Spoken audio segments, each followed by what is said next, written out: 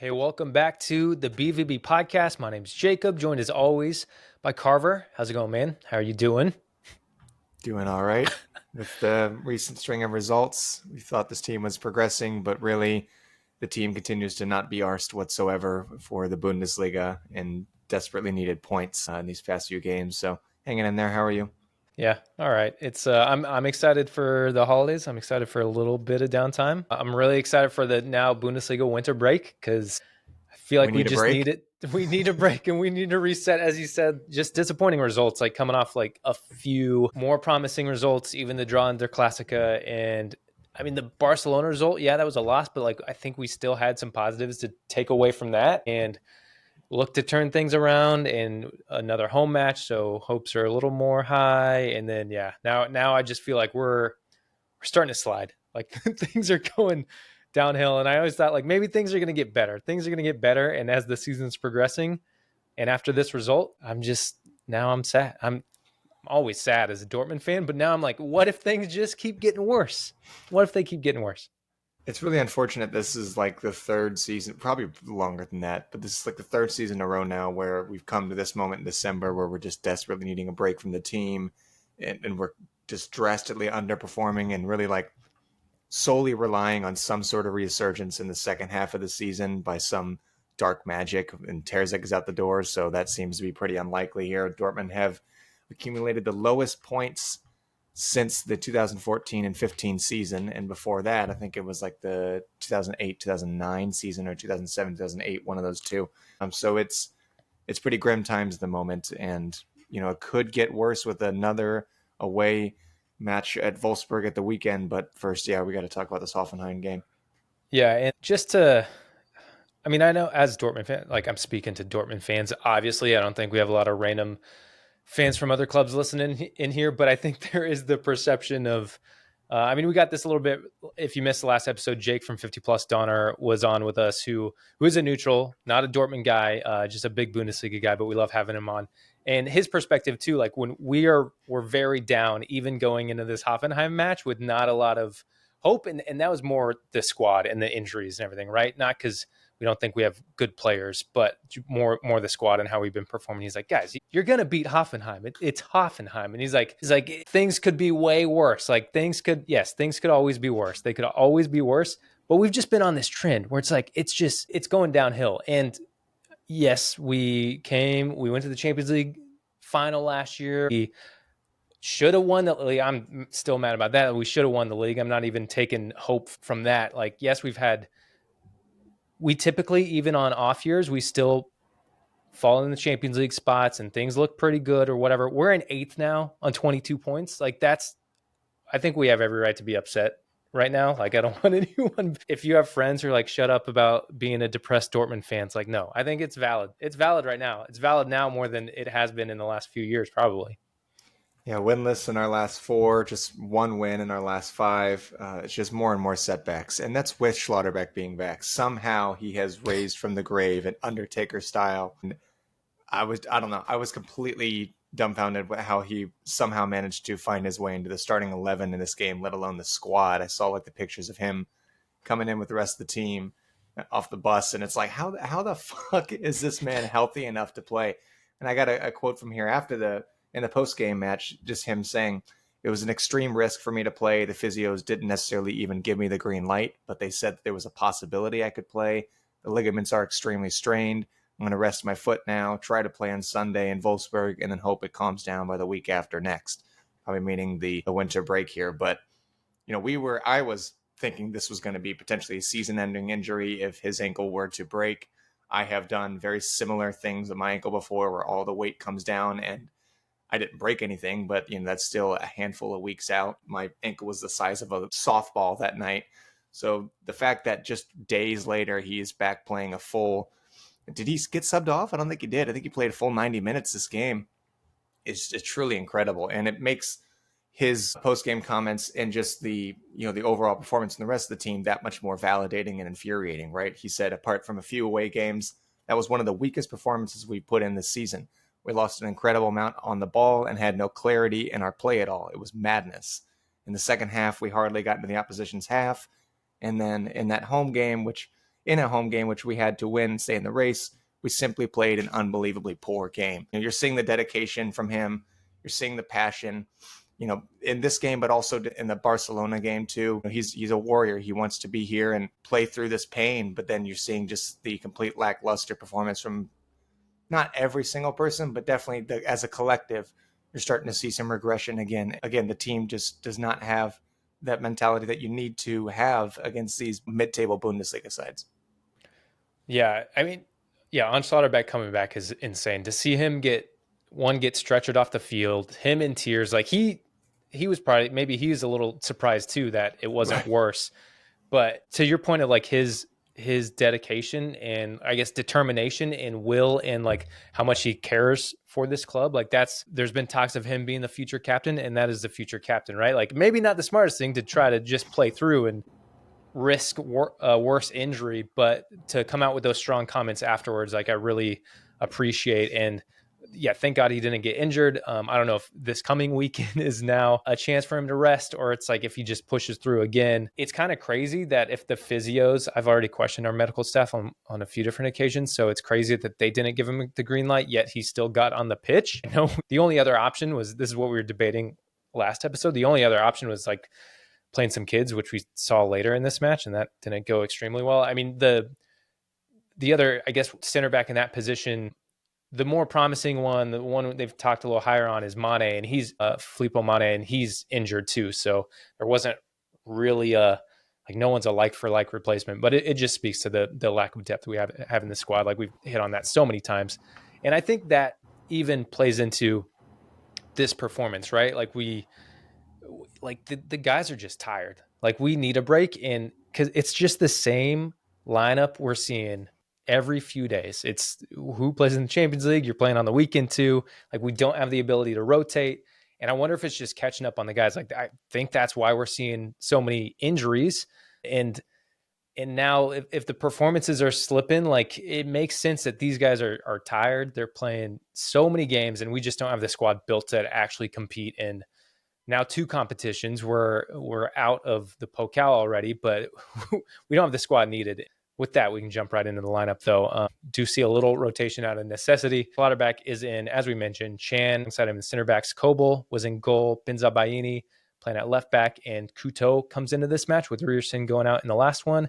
Gross, that's your one rotation right there. Gross comes in, slots in the midfield alongside Mecha. We have Reyna in the 10 with Bayer on the right wing, Gittens on the left, and Girassi up top. Now, Adeyemi was back on the bench again for this match. Sabitzer's healthy, so we did see the rotation there. Adeyemi we see come in later than this match. Any other standouts? Sternville we see later in the match too. Mullen doesn't get a sniff. It looks like there's not a ton of transfer stuff to talk about in this episode. I'm guessing in the next week and definitely month we'll have more news on that front. But his I don't know if treatment's the right word, but how just the lack of minutes he's been getting lately makes me feel that a lot more is going on behind the scenes, and he's definitely out maybe this January.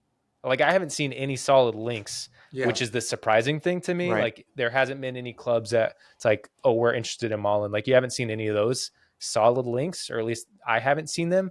It's kind of interesting, I guess, getting this far in the window. If he is officially out the door, it's just kind of weird to not even use him. Right. I mean, obviously it's speculation for us. I have no idea what it's like, behind the scenes for him, but we do know what he is capable of on the field and what he is not capable of, or at least not willing to do at times. And, with Şahin being so blunt and honest at times, and that's what seems like a lot of the players respect him for. Maybe he has just been honest with Mullen, saying like, look, if this is not what you're going to be contributing and what I need, you're not going to get in the minutes. And of course, too, even with his best attributes, with the ball at his feet, him scoring goals and him, sending in whatever crosses from the right, he hasn't been doing that either. He just has not been contributing, period. So it's not too much of a surprise, I guess, but I am surprised, though, that he has not been having a lot of solid links like you mentioned here. With Couto and Reyna, you could argue there has been a little bit more room for some flexibility in rotation from Şahin here, but all in all, this is, the team, again, as a collective, just not dedicating enough, not putting forward enough. It's the work rate, of course, but it's also just like, the focus. You're not seeing a lot of concentration, which is bleeding into so many other problems on the field, like, the passing patterns, the triangulation. It's just, you're seeing a lot of the other aspects of our game suffer. And this is ultimately just the results that this team deserved with the performance that they put in. I mean, I mentioned already with the Schlotterbeck post-game comments, but this was like across the board. Shaheen said too, it wasn't good from us from the first to the last minute. There's no explanation for that. You have to defend a better way. I didn't think our positional play was good at all in the first half, and we didn't have any real discipline. And Ray Chan said even if we had won that game, it would have been a disastrous performance. The way we performed, it's not acceptable at all. And I think it was simply the worst performance of the season. So the players recognize this, the coaching staff recognizes this, but the results are still suffering, right? I mean, year after year after year, we are saying the same thing now of Dortmund just looking completely uninterested in games like this. We have a habit of playing to the level of the opposition that we are facing, and sometimes that can be really exciting. Like I've said ever since I've been a supporter of this team that Dortmund can beat anyone on their day, anyone in the world, and that still reigns true. But that's on the off chance that they are actually up for the challenge in a competition like the Champions League. But week in, week out, on a regular basis in the Bundesliga, when you are facing teams that should be beatable, I mean, for the reasons that we mentioned already last week against Hoffenheim, we are lacking and we are slipping. And it's nothing new, but there needs to be some answers here. I think it's interesting hearing more from Shaheen in these post-match comments, I guess. I feel like early on we weren't getting that as much. He seems to be a little more straightforward and honest on a couple things, but at the same time, like it doesn't seem like he's making as many excuses as what I remember hearing early on. And he's being honest about like, this wasn't a good performance. And everything you mentioned, but I'm like, I'm not seeing you make those changes though. I know in this, we see Adeyemi come on at the half, but I almost feel like that was more because Bayern needed out than we were trying to make a change, and maybe it was a tactical change, but I'm just not seeing enough. And I don't know. I don't know who to blame now. I think it's everybody. I don't think it's only Shaheen. I don't think it's only the players, but like we really need this break to figure things out because yeah, it's just crazy. And I mean, this match, I don't feel like there's a ton to talk about in this first half. Our XG was 0.16, I think. I think it came off a Schlotterbeck header, maybe off a corner or something. Like just nothing in the first half. And then even going into the second half, like the goal that we get it's off not a deflection, but like a poor clearance, falls to Reyna at the top of the box. I mean, we can talk about the Reyna goal if you want. Take no credit away from him. It was a No, classic Reyna goal. It the was goal a very was pure, incredible. great. It was a magnificent strike. It's a shame that we couldn't build off that, right? Yep. I mean, like you said, it wasn't from any sort of not that it matters too much, really, but I mean, it wasn't from like build up running like that. It just, during the run of play this game, it was very underwhelming on both sides of the ball. Like you said, like the XG in the first half, pretty underwhelming. It's been kind of the story for this season so far, even against other mid-table Bundesliga sides and then against the ball too. Year after year, you're seeing teams have more interceptions than us. They're winning more duels. They're winning more challenges. Just other things that you're seeing teams want it more. I mean, even data aside, when you're just looking at, with the naked eye, you're seeing teams have that more of the grit and determination and just confidence that they can come and actually play against Dortmund, whether it's away and then sometimes even, Hoffenheim beat us at home too. Of course, it was under Terzic, but they beat us earlier last season too. So, it's nothing new. And this team is just continuing to collapse under, some major pressure moments. I don't know how we can expect to get a result here that we're needing whenever we're not getting the ball at all later in this game. We had barely any possession in those last 10 to 12 minutes, and Hoffenheim kept putting us under more and more pressure, even at the beginning of the game too. There just needs to be more collectively on both sides of the ball. Going into, I guess, just some match specifics. We already skipped ahead to the second half and that Reyna goal. I did want to talk about the Girassi penalty, which was, of course, overturned. But because one of my players specifically I did want to shout out was Couto. I thought first half specifically, I thought he was really good with offensively and defensively, especially. Like I saw him put a lot in, get some good interceptions, some good ball carries, some good tackles.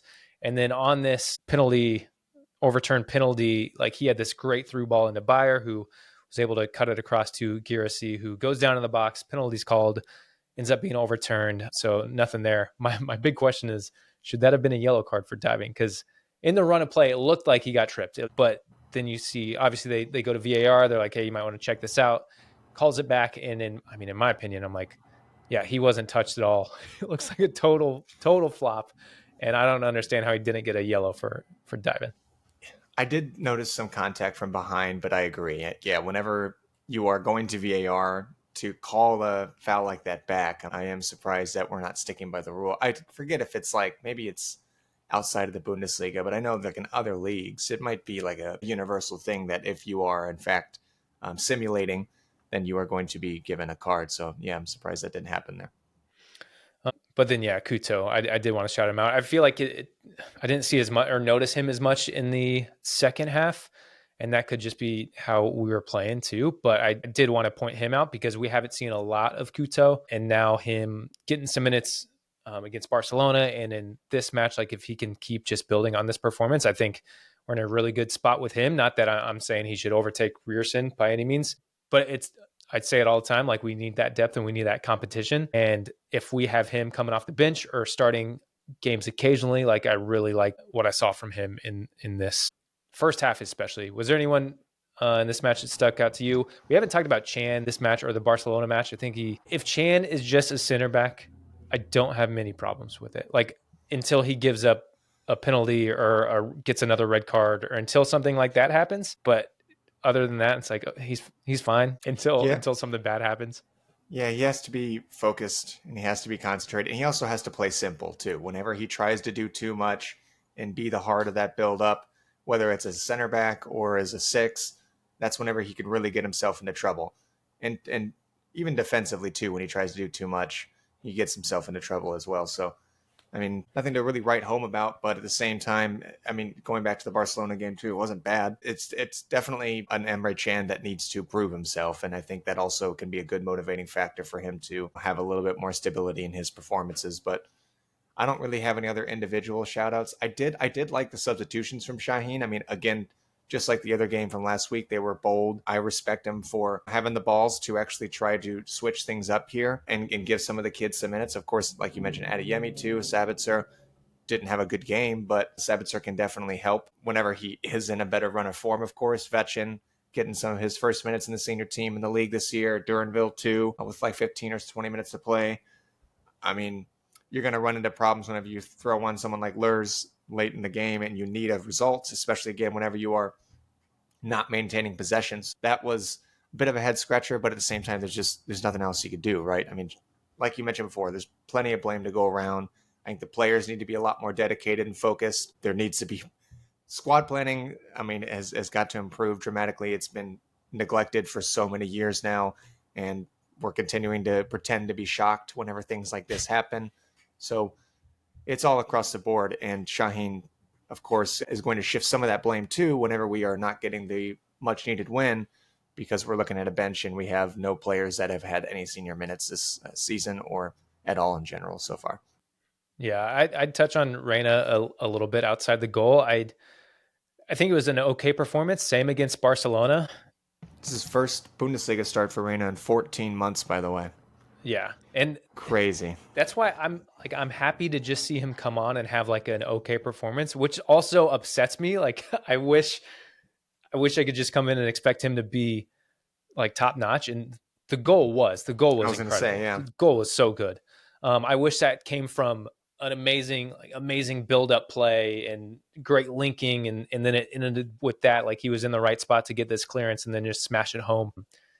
But yeah, I'm just encouraged that he's now getting these minutes. Hopefully, he can stay healthy, get those minutes in Barcelona, get these minutes, which I feel like again pretty solid, and can just continue to build from there. Because I said it a couple weeks ago, like at this point, he's basically taking up he's an empty roster spot, unless they're just moving him out. But if he can come in and contribute, then I'm super happy. It looks like if we want to go ahead and get into the Wolfsburg and injuries and whatnot, Brandt and Anton should be back, or at least back in the matchday squad. I don't know if they'll be starting. And at this point, like, let Reyna start. Like, there's no need to rush anyone back into trying to get them 60 minutes or anything. Like, let Reyna start this next match. And on the flip side, I'd say maybe rest Schlotterbeck. But Yeah, I'm interested to see how much Anton can do too, because that back line's going to need some help. It's the exact same problem that we said we were going to have last week. Some miracle happened where Schlotterbeck was able to go. I don't know if that's going to be the case again, but either way, this team just needs some major reinvestment. I mean, Shaheen, he has ideas of how he wants this team to play. He's mentioned that a handful of times with just, in terms of our dominant possession based football with the back three. If the club is actually going to back him and not just say they're going to back him just so they can avoid having any sort of change at the coaching position, then they actually need to back him financially too, because with his ideas, we simply cannot pull this off with the personnel that we have. And so there just needs to be some changes here in terms of the departures and arrivals too for this team. I mean, we mentioned Mullen already. We need to find a deal for him and get some cash going in so we can invest in some other areas, because it could be the same thing over again in January, right? I mean, we could have one unlucky game. Sula's still going to be out for a while, might not be back even for January.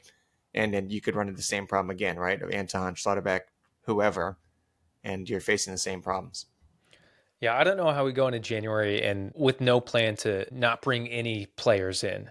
And I don't think it can hinge on Mullen going out, and then that frees up some finances to bring people in. Like, if you look how the first half of the season has gone, I don't know how you can expect, like, there's going to be more injuries, right? And especially if these injuries are a cause of the same guys having to play over and over and over again. It's just so we say it all the time. I don't know why do we even do the podcast anymore? It's just copy paste same thing over and over again. Like, we have to be bringing people in. I don't know if it's going to happen, and if it doesn't happen, I just see us continue to slip, or just finish. We're going to finish this season mid-table. I don't know how we really turn things around without help in the squad. And I'm not even saying like bring in guys who are difference makers, but just build out the squad a little more. Like, Right. we don't need superstars to come in, but we need more guys. Or I don't think we need another number 10 like we're looking at, from Heidenheim, Paul Vonner. I don't think of course, you could use another number 9 with the likes of Gersi getting hurt and Bayer not favoring that central role. But the priorities lie elsewhere. And they've said that, and I've said that for a long time now. It's a broken record at this point. There needs to be more investment at the 6, the 8, the back line, pretty much everywhere in the back line. So I don't know why we keep seeing reports that are either saying there's going to be very little to no investment in the squad, or there actually might be, but it's going to be in the areas that we don't really need at the moment, or at least don't need near as much as other areas when we continue to throw in, again, players that have no senior minutes whatsoever. And there is the chance that maybe there's a plan to loan some guys in, which I'm at this point, like, we just need to survive, and hopefully that's part of the plan. I feel like that's kind of what happened with Matson. Maybe it's guys, maybe it's a little under the radar. Maybe they're cooking back in the kitchen and we can't see anything, and that's fine. Just bring in some guys, please. If you're going to loan them in, cool. If you want to loan with option, I don't care. Just bring whoever. Get Sancho back, even though he just scored for Chelsea, so he's probably not coming back. We don't need another winger either. No, Jake. If Mullen goes, we actually do. I would still put it back line in the midfield above them. Oh yeah, it's wild. But hopefully there is something cooking with even loans. I'm fine with that. We need some guys. But yeah, we'll see as we get closer to the window. Yeah, let's get into Wolfsburg though. I know they've been a pretty hot team lately. Did they just lost on the weekend? I think. And obviously they beat us in the Pokal, but it is an away match, which I think is the most terrifying aspect of it. It's away. Wolfsburg's been a good team. So how do we go into this with any positivity? Yeah, the last match of 2024. Last match they most recently lost to Freiburg, but after that, they haven't lost since October 20th to Werder Bremen, and before that, it was almost another month before their loss before that. So Hasenhüttl has really rejuvenated this team. I don't feel great. Another away game. I don't know. I don't have anything really to say that's new at this point. I've seen a handful of these players in those same post-game comments saying, like, we are going to go to Wolfsburg and win. There's just no question. We're going to be, dedicated and turn this shit around. Because a lot of the players are fed up too, right? I mean, they're putting on like a poor performance, and then they kind of just go repeat the same thing. But hopefully they want to end this first half of the season on a big note here and try to salvage any sort of points that they can to remain higher up in the table. Because again, this is the worst start to a season in terms of the first half of the season since the 14-15. I mean, 22 points is just simply unacceptable in my opinion. Of course, You have Freiburg, who are in fifth, that are just 2 points ahead of us. So we are still, even though we're in eighth, we're still right there for the top five. But I mean, everyone else, we're slipping further and further away. And I don't see another second half of the season miracle coming. Yeah, looking at those, I mean, you mentioned that they haven't lost in a while. They in their most recent matches, besides losing to Freiburg, as you mentioned, which was on the road, beating Union Berlin 1-0, beating Leipzig 5-1, beating Hoffenheim 3-0, and beating Mainz. Forgot about that Leipzig game. I actually watched that one. That was kind of delicious. So Leipzig aside, do you notice anything about those opponents though? I mean, all clubs that we didn't really get results from, which is extremely positive. Can't wait. Yeah. It's going to be fun. Yeah. And the players can say, yeah, we want to end on a high, like we are ready to turn things around. But it's like you just drew Hoffenheim with hardly putting in any effort at home. And now we're on the road where we haven't been able to get any results against a Just team 2 points. very confident right now. Like I want to think that we can do it, but I don't. I don't see us getting anything good out of this. I just see us going into or closing out the year being very disappointed and just having hope. Not that the hope is real, but hope just for anything that we can regroup in January. Any predictions? Yeah, but I don't want to say it because it's not a win. I think we lose 2-0. Mine's not a win either. I think we lose 2-0, and it's going to be horrible. I'm going to go 2-2. Wow, more positive than me. Yeah. Who's scoring? We're gonna get our third point on the road this season. Who scores? Who scores? Who starts? What's your lineup? Don't ask me about the lineup. I'm still just as confused as last week for that. I'm gonna go Gareth C scores, and I'm gonna say Adeyemi scores as well.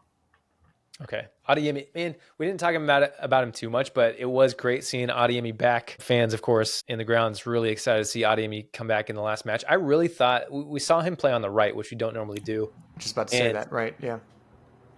We did see him cut in once and have a shot on his left. And I did get really excited to see him kind of play this inverted role with Gittens on the left and him on the right cutting in. Like it could be really dangerous. I know he hasn't always played that. So if that's an option too for getting him and getting starting, which might be the go-to, especially if Mullen is out, like that could be pretty interesting. But he's also super dangerous on the left too, and being able to cut him from that side. So, but it did get me really excited to see, I don't know, just an inverted winger on the right.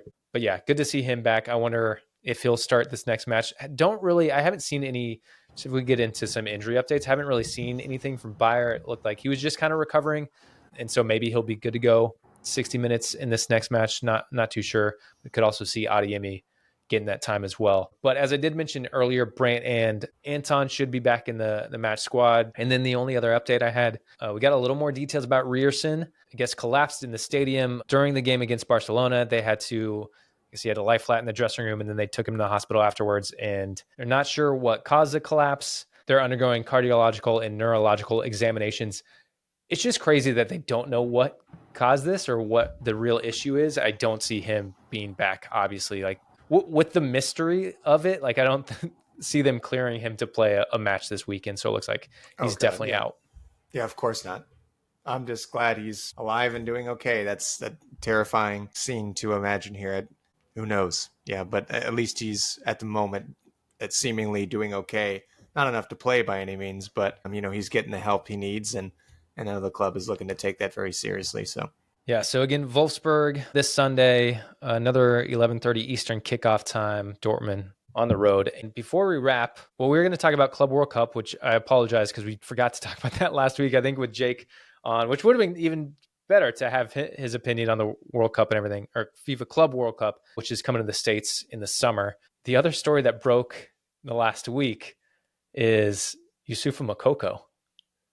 And I figure we should probably hit on this. Did not put this in the notes either. We didn't talk about it before we started recording, but his alleged father has now come out and admitted that one, he's not his biological father. He's adopted him, which there's nothing like scandalous with that. But then in all that, they lied about his age, and instead of being 20 years old, Moukoko is actually 24 years old. Like this was one report. There's not a lot. Like this was pretty hot news when it came out. I haven't seen much since. But I don't know. It's a wild story. And the one, I think, comment I saw on it just made me laugh. It's like, oh, it makes sense why he was cooking in the unders, and now he's just a washed adult at this point. Who knows? I'm not really buying too much into the comments from his alleged father, just given the fallout that he had with Moukoko. I mean, that seems so unbelievably toxic, and I hope Moukoko can get some sort of good footing with another family member or whoever that can help guide him in the rest of his career here. I don't really have much else to say on it. His family was always kind of a, I don't want to say issue. I'll say it, issue, Yeah, especially when it came to pushing for minutes and agency and negotiations just with, oh yeah, because all it came down to was him being, I guess, under 18 allegedly, and in the rights to him signing everything. I don't know, like it's all weird, but it always seemed like there was a struggle, Dortmund working with his family to get any kind of negotiations. It was kind of a toxic situation anyways.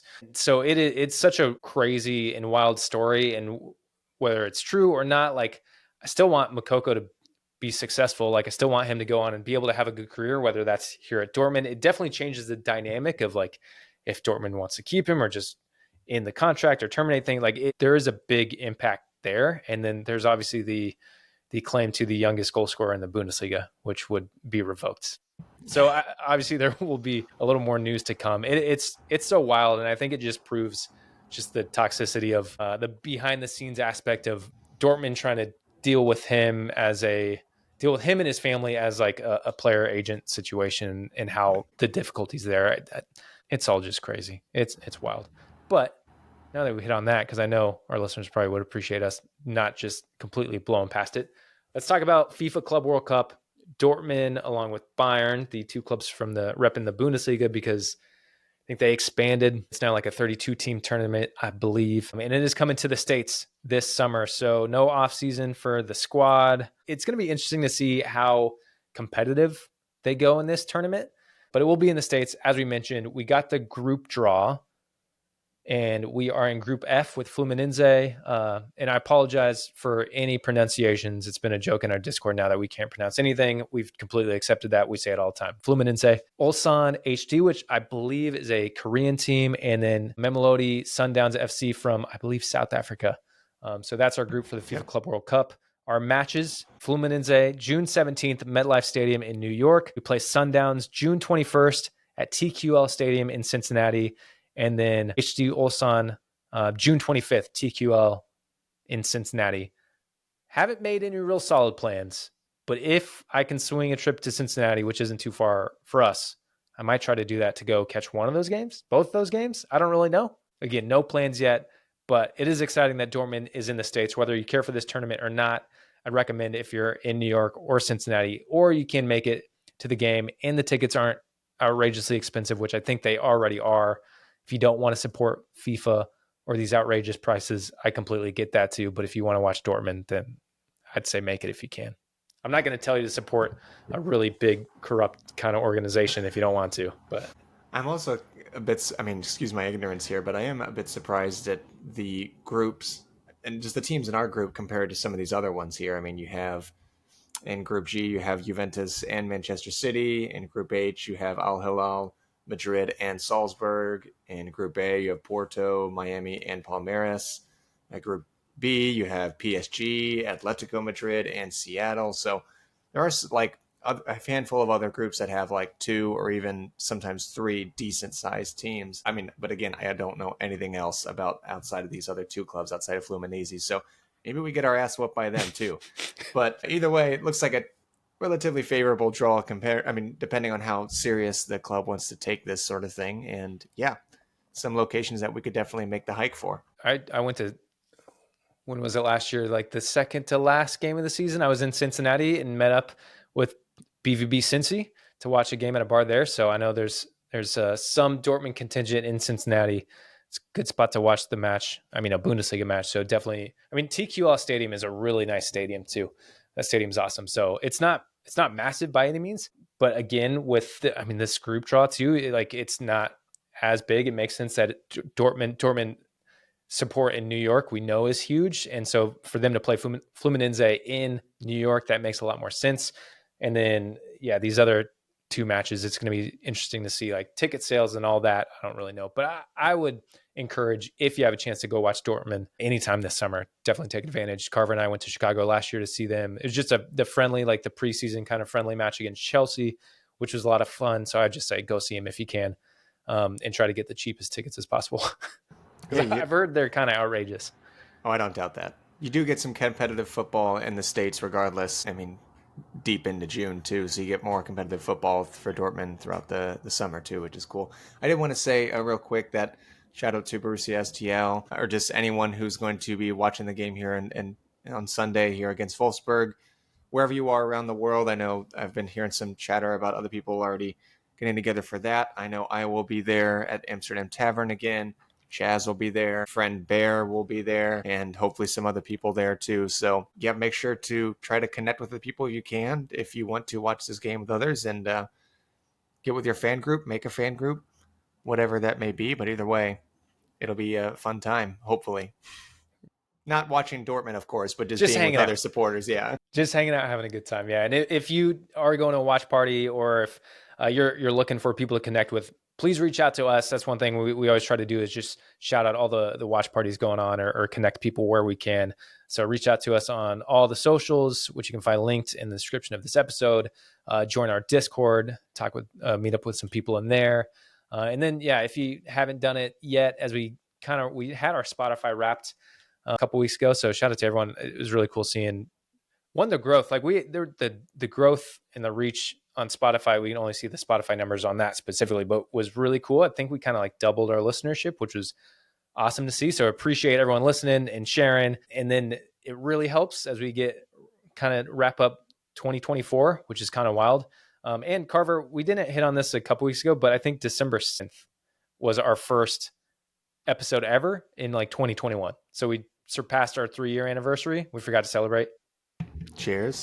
So thank you, everyone. But it's been cool to see the growth. And if you like leave a review on Spotify, Apple Podcasts, or wherever, that'd be much appreciated. And then join our Discord, connect with us on socials, and everything is linked, as I said, in the description of this episode. Carver, you got anything else? No, sir. Cool. Thank you as always for hanging out with us. Yeah, thanks for hanging out and listening. And we will see you guys sometime soon. Enjoy the match this weekend.